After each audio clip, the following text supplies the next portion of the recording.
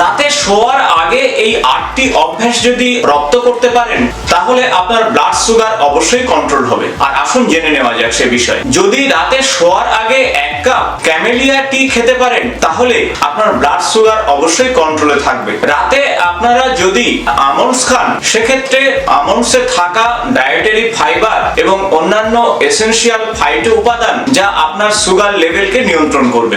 আমন্ডসকে ভিজিয়ে রেখে সেই ভেজানো আমন্ডস আপনারা খেতেও পারেন।